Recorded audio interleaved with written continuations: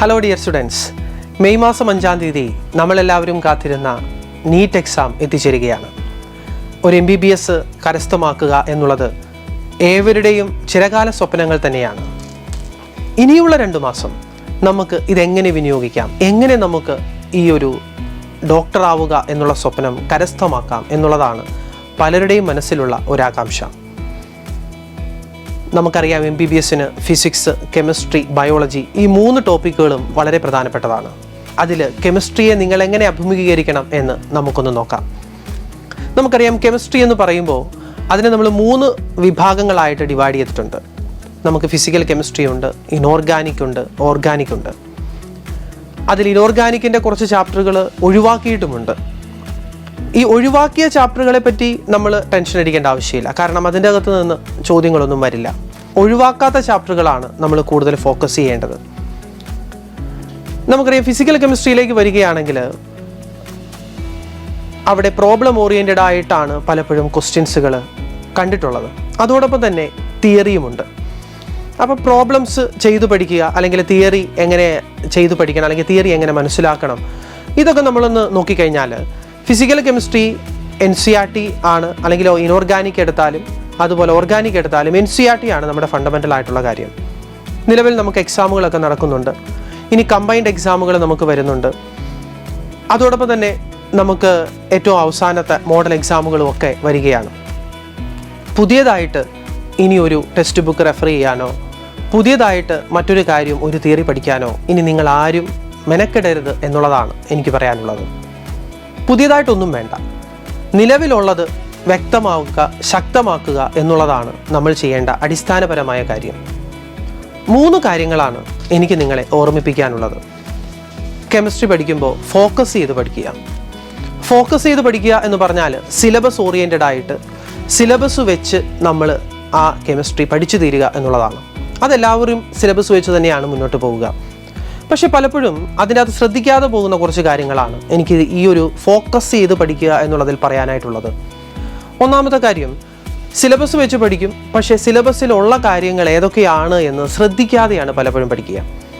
ഇപ്പോൾ ക്വാളിറ്റേറ്റീവ് അനാലിസിസിലേക്കൊക്കെ വരുമ്പോൾ, ക്വാളിറ്റേറ്റീവ് അനാലിസിസിൽ അതിനകത്ത് ഏതൊക്കെ പോർഷൻസുകളാണ് ഇൻക്ലൂഡ് ചെയ്തിട്ടുള്ളത്, സിലബസിൽ ഇൻക്ലൂഡ് ചെയ്തിട്ടുള്ളത് നിങ്ങൾ നോക്കണം.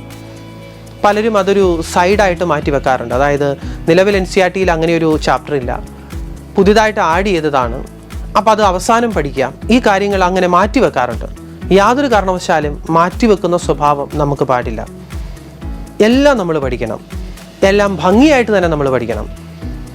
അപ്പോൾ ഫോക്കസ് ചെയ്ത് പഠിക്കുക, സിലബസ് ഓറിയൻറ്റഡ് ആയിട്ട് ഫോക്കസ് ചെയ്ത് പഠിക്കുക എന്നുള്ളതാണ് വളരെ പ്രധാനപ്പെട്ട ഒന്നാമത്തെ കാര്യം.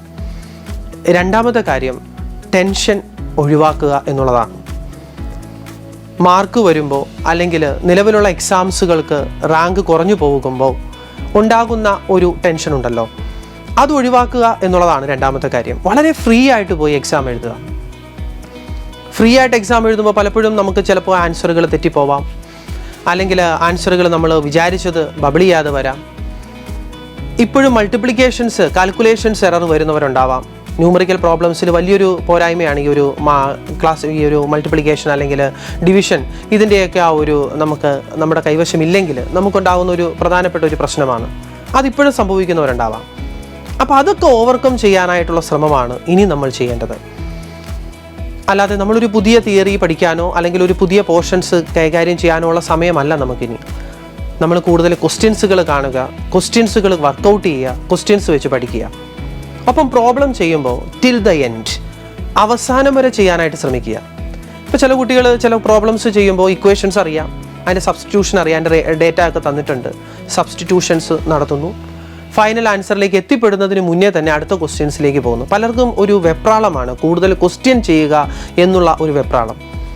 കൂടുതൽ ക്വസ്റ്റ്യൻ ചെയ്യണം എന്ന് നമ്മൾ പറയും, പക്ഷെ ചെയ്യുന്ന ക്വസ്റ്റ്യൻസുകൾ അവസാനം വരെ ഭംഗിയായിട്ട് ചെയ്യണം. പലരും അതിന് മെനക്കെടാറില്ല, അല്ലെങ്കിൽ അതിനൊരു ഇമ്പോർട്ടൻസ് കൊടുക്കാറില്ല.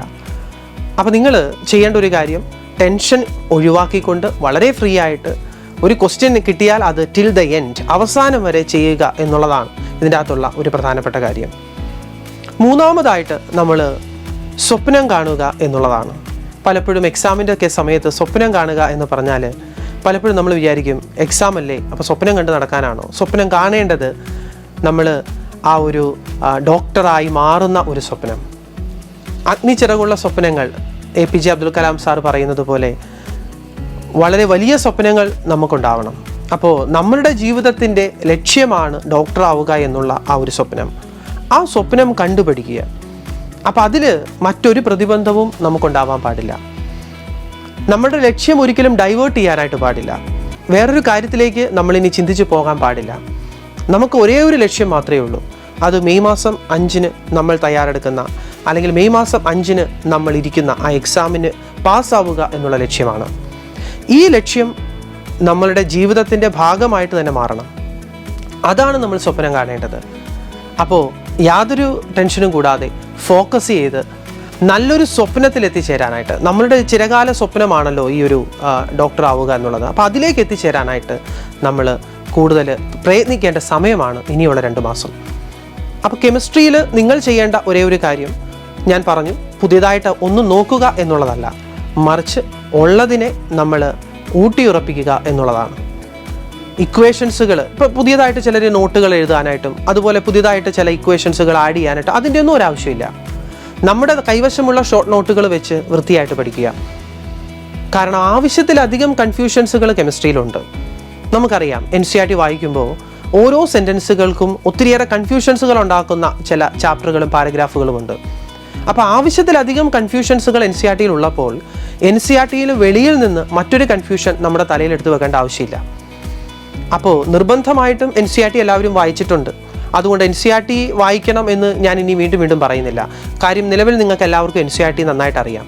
ഇനി ഏതാണോ നിങ്ങളുടെ വീക്ക് ഏരിയ, ചിലർക്ക് ഫിസിക്കൽ കെമിസ്ട്രി എളുപ്പമാണ്, ചിലർക്ക് ഓർഗാനിക് ആണ് ഭയങ്കര എളുപ്പം, ചിലർക്ക് ഇനോർഗാനിക് ആണ് എളുപ്പം. അപ്പോൾ ഇനോർഗാനിക് ആണ് ബുദ്ധിമുട്ടെങ്കിൽ NCERT വായിക്കുക എന്നുള്ളത് തന്നെയാണ്. വീണ്ടും റിപ്പീറ്റ് ചെയ്ത് വായിക്കുക. പലരും പറയാറുണ്ട് അത് മറന്നുപോകും, ആ ഒരു സെൻറ്റൻസ് മറന്നുപോകും, അല്ലെങ്കിൽ ഒത്തിരി തിയറി അതിൻ്റെ അകത്തുണ്ട്, അത് ഓർക്കാൻ പറ്റുന്നില്ല, ആ ഓർഡർ ഡിസോർഡറുകളായിട്ട് വരുമ്പോൾ ഡിസോർഡറുകളായിട്ടുള്ള ഓർഡറുകൾ ഓർക്കാൻ ബുദ്ധിമുട്ടാണ്, ഇങ്ങനെ പല ബുദ്ധിമുട്ടുകൾ പറയാറുണ്ട്. അപ്പോൾ അതിന് ഒരേ ഒരു പരിഹാരം എന്ന് പറയുന്നത് പലയാവർത്തി വായിക്കുക എന്നുള്ളതാണ്. പലയാവർത്തി വായിച്ചാണ് നമ്മൾ ആ കാര്യം മനസ്സിൽ ഊട്ടി ഉറപ്പിക്കേണ്ടത്. ചിലർ പറയും ഇക്വേഷൻസുകൾ ഓർക്കാനായിട്ട് ബുദ്ധിമുട്ടാണ്.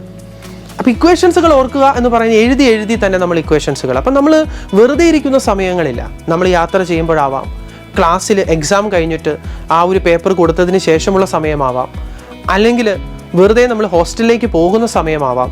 ഇവിടെയൊക്കെ നമ്മുടെ മനസ്സിൽ വരേണ്ടത് ഓരോ ഇക്വേഷൻസുകളും ഓരോ സെൻറ്റൻസുകളും ആയിരിക്കണം. അപ്പം അങ്ങനെ മുഴുവനും നമുക്ക് ഈ ഒരു 2 മാസം സിലബസ് ഓറിയൻറ്റഡ് ആയിട്ട്, സബ്ജക്റ്റ് ഓറിയൻറ്റഡ് ആയിട്ട് മാറിയാൽ മാത്രമാണ് നമുക്ക് നല്ലൊരു റിസൾട്ട് കിട്ടത്തുള്ളൂ. അപ്പോൾ അതിനുള്ള സമയമേ നമുക്കിനിയുള്ളൂ. നമുക്കിനി ബാക്കിയുള്ള ചിന്തിക്കാനോ ബാക്കിയുള്ള കാര്യങ്ങൾക്കൊന്നും ഒരു സമയവും ഇല്ല. നമ്മൾ ഫോക്കസ് ചെയ്യുക, കൃത്യമായിട്ടും വ്യക്തമായിട്ടും ശക്തമായിട്ടും. കെമിസ്ട്രിയുടെ ഭാഗത്തുനിന്ന് പറയുകയാണെങ്കിൽ കെമിസ്ട്രി നന്നായിട്ട് കൈവശപ്പെടുത്തുക. വളരെ ഈസി ആയിട്ടായിരിക്കും നിങ്ങൾക്ക് എക്സാം വരിക. ആരും ടെൻഷൻ അടിക്കേണ്ട ആവശ്യമില്ല. നിങ്ങൾക്കറിയാൻ പാടില്ലാത്ത ഒരു ക്വസ്റ്റ്യനും ക്വസ്റ്റ്യൻ പേപ്പറിൽ ഉണ്ടാവില്ല. നിങ്ങൾ കണ്ടിട്ടില്ലാത്തതോ കേട്ടിട്ടില്ലാത്തതോ ആയിട്ടുള്ള ഒരു ക്വസ്റ്റ്യനും അവിടെ ഉണ്ടാവില്ല. നിങ്ങൾക്കറിയാൻ പാടില്ലാത്ത ഒരു ഇക്വേഷൻസ് വെച്ചിട്ടുള്ള പ്രോബ്ലം വരില്ല. എല്ലാം നിങ്ങൾക്കറിയാവുന്നതാണ്. കാരണം നിങ്ങളെല്ലാം പഠിച്ചിട്ടുണ്ട്, നമ്മളെല്ലാം പഠിപ്പിച്ചതുമാണ്. അതുകൊണ്ട് നിങ്ങൾ അക്കാര്യത്തിൽ ടെൻഷൻ അടിക്കേണ്ട.